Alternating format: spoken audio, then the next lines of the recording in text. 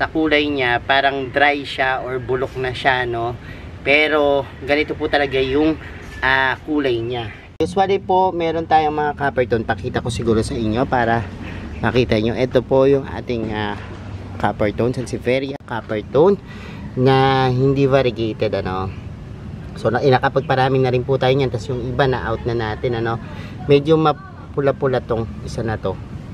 Medyo pagka brown. Pero nga sabi ko nga sa inyo, ibang klase itong ating copper tone na to.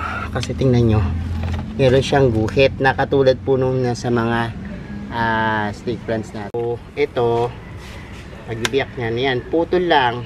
Yan, putol lang tayo. Hello everyone, this is Sir Misunaw, Pini Dino Park in Eco Garden, and welcome back sa ating YouTube channel. And for today's video, nandito na naman po tayo dun sa ating snake plant section, ano. Ito yung mga collection ko po ng mga Sansevieria snake plants, matitigas at yan, mga hardy, no, na plants, ano. At yung side po na to, ito yung aking mga variegated na snake plants. At kapag dito tayo pumupwesto, meron tayong updates or kaya propagations, ano. At ngayong araw nga na to, may paparamihin tayo dahil na-excite ako. Isa sa mga precious collection ko ng snake plants, nagkaroon na po ng nabubulbul pa ako. Nagkaroon na po ng anak, no, ng baby. At natutuwa ako kasi medyo pricey yung mga ganitong variety, no. Ano nga ba yan tinutukoy ko? At yan, kung ready na kayo mga ka-MVP, tutok lang po.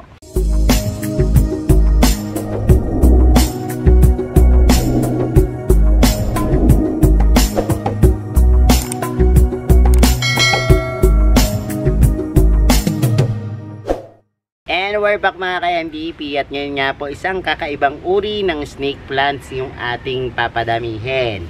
At ito po ay nagkaroon ng suloy, no. Nung dati medyo maliit pa kaya hindi ko pa siya hinihiwalay. So probably ang gagawin natin ngayon is separate ng roots, no. Ang tinutukoy ko po, ito kakaiba dahil akala nung iba sa kulay niya parang dry siya or bulok na siya, no. Pero ganito po talaga yung kulay niya. Ito po yung tinutukoy ko, yung aking copper tone, no. Pero iba to doon sa mga normal na copper tone. Bakit kanyo? Dahil ito po ay mayroong variegations na tinatawag. So tingnan nyo po yung kanyang dahon, no. Copper tone siya, brown, pero meron po siyang mga yan, variegated na tinatawag. So nagkaroon na po ito ng anak. Siguro pakita ko ng malapitan sa inyo tong ating copper tone para nang sa gayon yan, makita nyo at mas ma-appreciate nyo yung ganda nya. And ayan na po yung ating copper tone, no. Usually po meron tayong mga copper tone. Pakita ko siguro sa inyo para makita nyo. Ito po yung ating copper tone, Sansevieria copper tone na hindi variegated, ano. So nakapagparami na rin po tayo niyan. Tapos yung iba na out na natin, ano. Medyo mapula-pula tong isa na to. Medyo pagka brown. Pero nga sabi ko nga sa inyo, ibang klase itong ating copper tone na to. Kasi tingnan nyo, meron siyang guhit na katulad po nung nasa mga snake plants natin, ano. Ganyan. And ito po, nagkaroon, nung nakuha ko yan, ang bili ko 3,500 pesos pa yata. Dalawang ganito siya. Yan. Pero ayan, ngayon meron na siyang sumusuloy na another leaves. Tapos meron pa doon. Pero ang nakakatuwa dyan, ayan na po, malaki na po. Sa mga shorts ko tsaka mga live ko, pinakikita ko minsan yung update. Yun, lumabas pa lang itong unang dakon yan.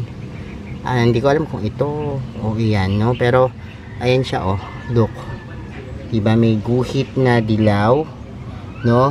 Actually mga copper tone, parang ang tingin ng iba parang mga bulok na, no, kasi brown. Kala nila patay na yung halaman. Pero ang hindi nila alam, ganyan talaga yung kanilang itsura, no? Ma-brown brown. Tapos ito nga, isa na to, merong yellow na kasama, no? So, yung iba, Kirky yung tawag dito. Ganyan yung mga pangalan nila, no? At ito, yan, dito siya nakalagay sa ating paso na yan. Tapos nagulat na lang ako, meron siya kanyang tumubo. So, gagawin natin ngayon today, magpaparami tayo. I-divide natin yung roots nila, no? So, check natin mamaya, i-uproot natin yan. Ang kagandahan lang dito kasi nga kakaiba. Una-una, kakaiba na nga yung copper tone. Pangalawa, mas naging kakaiba pa siya dahil dun sa kanyang yan, pinaka stripe na dahon, ano. So, itong ating copper tone, yan. May mga gusto nang bumili sa akin nito before, pero hindi ko binibenta kasi isa lang yung ganyan ko. And ngayon nga, bala ko kasi magparami ng mga ganito, no? Para nang sa gayon, yan, marami tayong yan, magiging alaga. Tapos eventually, kapag madami na, tsaka natin i-out, ano. Anyways, ayan, ako, grabe. Samahan nyo ko, magre-repat na ako, excited na ako. Tapos meron kasi kadalasan ng mga copper tone, naging sakit nila, yung mga puti-puti aphids, ano. Check na rin natin. So, naghanda na ako ng gagamitin natin. Naghanda na ako ng neem oil, tsaka ng cotton. Tapos, at syempre, yung potting mix na gagamitin natin. Hinanda ko na rin. Tapos, i-divide na natin yung roots. I-uproot na natin to. So, sa mga nagtatanong pag-aalaga nito, sa araw, ito rain or shine lang yung mga ganito ko, no. Isa sila dun sa mga halaman na hindi masyadong kinakapitan ng yung pungus, yung panglalata ng dahon, yung namumuong yellowish na mamasa-masa. Bihira yan makaano yan. Ang nagiging problema nito talaga yung aphids, yung puti-puti na insekto, no, doon sa dahon. At yun yung ating ititreat kung meron man siya, kasi yun yung naging karaniwan niya. Minsan hindi nyo mapapansin, sulok-sulok sa pinakailalim, mga nakasiksik doon, yung mga puti-puti. No, anyways, simulan na muna natin, i-uproot muna natin, ano, kasi gusto ko nang ibukod tong kanyang baby na ubod ng ganda. And sige, magsimula na tayo okay, simulan na natin yung pag-uproot ng ating Sansevieria na copper tone na variegated. So yan, paluluwagin lang muna natin yung lupa, ano, medyo yan. And para makita natin mabuti, no? Yan, buo na yung kanyang lupa. Ayan, look. Yan natin yung kanyang pinakalupa. Kita nyo, solid na solid yung kanyang pinaka ugat, no? Mamaya makikita natin yan. So yan, tingnan natin mabuti.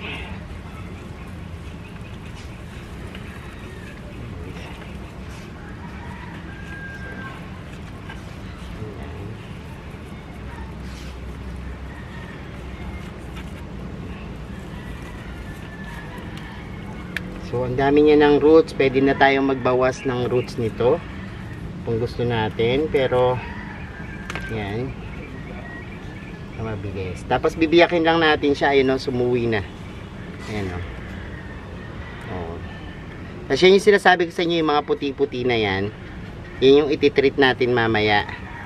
Kasi, kakapitan yan. So, ito, pagbibiyak niyan, yan. Putol lang. Yan. Putol lang tayo. Ito pwede nyong lagyan ng turoge, blue, o kaya fungicide, ano, kahit anong fungicide. So, kuha muna tayo. So, ito yung fungicide natin. Yan. Daw-daw lang natin yan. Para iwas bulok lang, no? Yan. And, yan.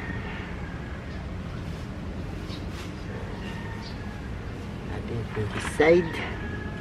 And yan. Tapos i-treat na rin natin yung kanyang mga likod ng dahon kasi para hindi na siya magsakit. So kuha lang tayo ng bulak. Tapos ito neem oil yung gamit ko, neem oil. Ayan. And Ganun lang natin. So, ang kagandahan kasi dito kapag nag-a-uproot, yung mga nasa ilalim na mga yan, sakit-sakit, matitreat natin, ano. Kasi usually hindi natin to nakikita kapag tayo po ay nasa itaas yung paningin natin. Ang nangyayari, hindi natin nakikita na sa may ilalim pala ng kanyang mga dahon ay may mga sumusulpot na nasakit na pwedeng maging cause ng pagkamatay niya, no? And ang tibay pa naman ito, at kung ito yung mapapatay nyo, ibang klase, no? Grabe. Sabi ko nga, bihirang makapatay ng mga ganyang klase ng halaman na napakatitibay.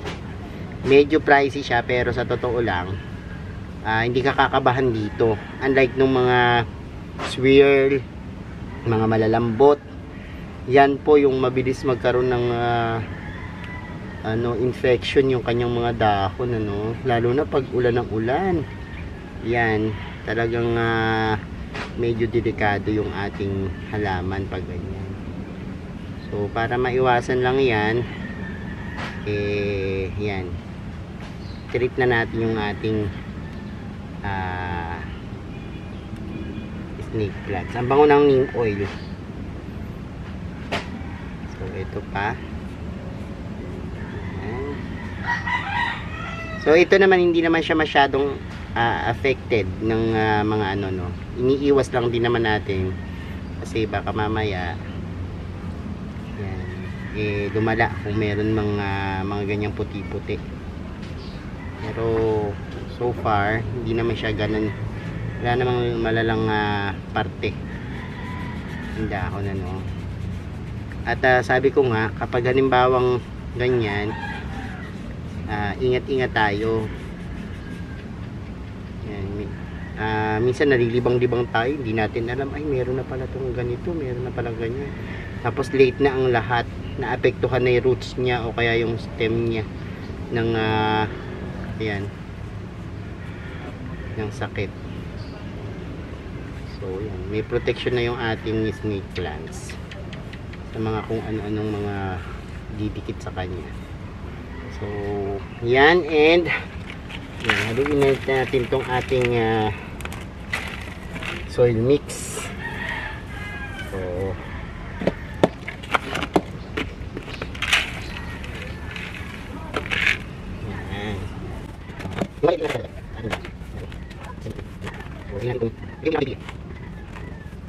yan, yung pinaka mother plant dito natin sa malaki, kasi kailangan din po kapag 6 months na yung halaman nyo, nire-repat nyo na rin kasi mas lumalaki yan at kailangan niya ng mas malaking paso. So ito na yung ating baby, tas ito yung ating mother plant.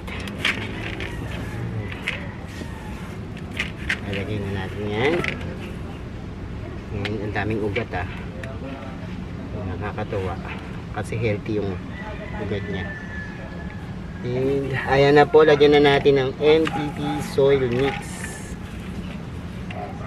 Mapakasimple lang naman ito. Ako nga, ganyan lang ako, pag halimbawang hapon, yan yung malilim at hindi masyadong mainit, yan tayo naggagawa dito sa ating garden. Yan, and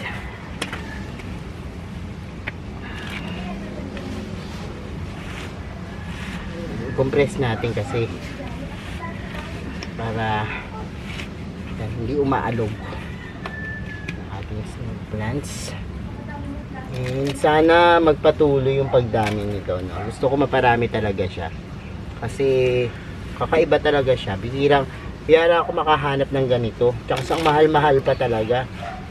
Ewan ko lang ngayon kung magkano na bentahan nito, pero feeling ko dahil nga yan, variegated siya, kakaiba siya. Yan. So ayan, dalawa na po yung aking copper toad na variegated, at ayan na, dalawa na sila. And ito, display lang natin to dito sa mga ating mga plants. And dito siya masiyang sa ating area na to. So yan yung gagawin natin.